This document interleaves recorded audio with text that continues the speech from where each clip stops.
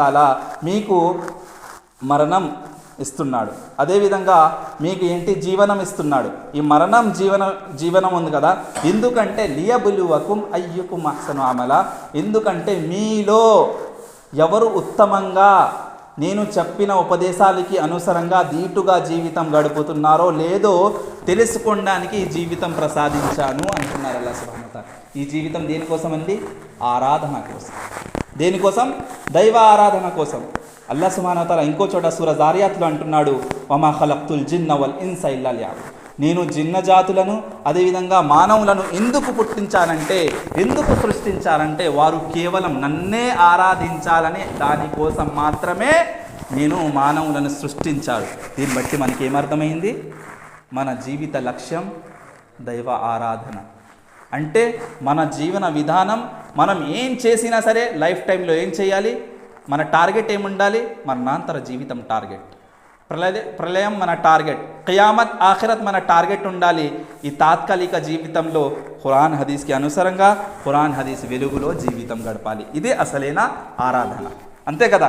ఖురాన్ హదీస్ వెలుగులో మనం మన జీవితం గడిపితే అదే ఆరాధన.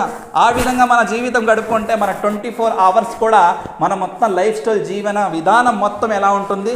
ఒక ఆరాధనలో ఉంటుంది. అల్లాహ్ అదే కోరుకుంటున్నాడు. దైవ దాసు అవ్వాలంటే ఏం చేయాలి? దైవ దాసి అవ్వాలంటే ఏం చేయాలి? దైవం చెప్పిన విధంగా జీవితం గడపాలి.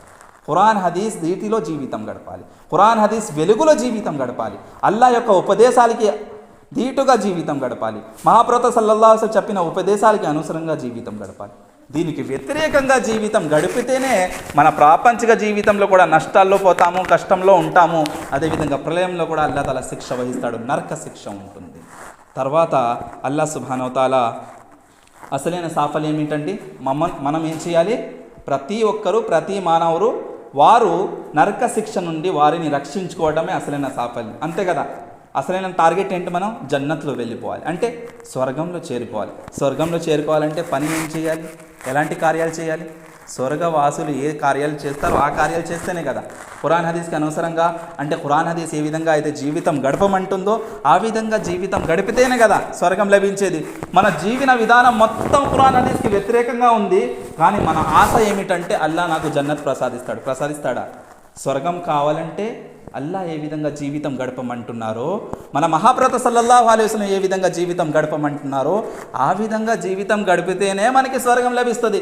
దానికి వ్యతిరేకంగా జీవితం గడుపుతూ నాకు అల్లాహ్ తాలా ఆశ పెట్టుకుంటే మనస్సులో ఏమని ఆశ? నాకు అల్లాహ్ తాలా స్వర్గం ప్రసాదిస్తాడంటే అవునా?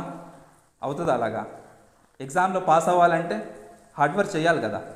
టీచర్ ఏ క్వశ్చన్ ఇచ్చారో, ఏదైతే ఎగ్జామినేషన్లో క్వశ్చన్ వచ్చిందో ఆ క్వశ్చన్కి ఎగ్జాక్ట్ ఆన్సర్ రాస్తేనే కదా రిజల్ట్ మంచిది వచ్చేది. క్వశ్చన్ పేపర్ ఏదో ఉందో మన ఇష్టం వచ్చినట్టుగా ఏదో ఆన్సర్ రాస్తే రిజల్ట్ బాగా వస్తుందా? ఫస్ట్, సెకండ్, థర్డ్ ర్యాంక్ మంచిగా వస్తుందా? రాదు కదా. ఏదో వ్యతిరేకంగా ఆపోజిట్ ఆన్సర్స్ రాసేస్తే ఫెయిల్ అయిపోతాం. అదేవిధంగా అల్లాహ్ చెప్పిన విధంగా జీవితం గడిపితేనే ఇది ఒక ఎగ్జామినేషన్ హాల్. ఈ ప్రాపంచిక జీవితం అనేది మనకి ఎలాంటిదంటే పరీక్ష హాల్ ఎలా ఉంటుందో అలాంటిది, పరీక్ష సెంటర్ లాంటిది. ఇక్కడ మనం మన జీవన విధానంలో ఖురాన్ హదీస్కి అనుసరంగా జీవితం గడిపితే మనం సరిగ్గా మన ఎగ్జాక్ట్ క్వశ్చన్కి ఎగ్జాక్ట్ ఆన్సర్ రాస్తున్నట్టు. దీనికి రిజల్ట్ కూడా అల్లాహ్ ఇచ్చేశాడు. మీరు ఒకవేళ ఖురాన్ హదీస్కి దీటుగా ఆ వెలుగులో జీవితం గడిపితే రిజల్ట్ స్వర్గం ఉన్నది, దానికి ఆపోజిట్గా క్వశ్చన్కి ఆన్సర్ రాస్తే నరకం ఉన్నది అని అల్లాహ్ మన చేతులు అంతా పెట్టేశాడు. క్వశ్చన్స్ మన దగ్గర ఉన్నాయి, ఆన్సర్స్ కూడా లీక్ అయిపోయింది. ఆన్సర్ ఏమి ఇవ్వాలి కూడా, అంటే జీవన విధానం ఎలా గడపాలో కూడా ఇచ్చేశాడు. క్వశ్చన్ పేపర్ కూడా ఉంది, మన ముందు ఆన్సర్ కూడా ఉంది, ఆన్సర్ షీట్ కూడా ఇచ్చేసాడు. ఎగ్జామినేషన్ ఎంత ఈజీగా ఉంచు, ఎగ్జామినేషన్ ఎంత ఈజీగా ఉందంటే ఈ ప్రాపంచిక జీవితంలో అల్లాహ్ సుబ్హానహు వ తఆలా జీవన విధానం ఎలా గడపాలి అంటే ఆన్సర్ షీట్ కూడా ఇచ్చేశాడు. అసలు ఏమిటంటే బాధ, ఇక్కడ బాధాకరమైన విషయం ఏమిటంటే నిర్లక్ష్యంగా జీవితం గడుపుతున్నాం. మనం నిర్లక్ష్యంగా జీవితం గడుపుతాం. ఈ పరలోక చింతన మనలో లేదు, ఈ మరణాంతర జీవితం యొక్క ఆలోచన మనలో లేదు. నిర్లక్ష్యంగా మనకి జంతువుకి తేడా లేదండి, మనకి జంతువుకి తేడా లేదు. జంతువు అంతే కదా, తింటుంది, పడుకుంటుంది, అవసరం తీర్చుకుంటుంది. మన జీవితం అలాగే ఉంది, అంతే కదా. జంతువుల కన్నా దారుణంగా ఉన్నాము.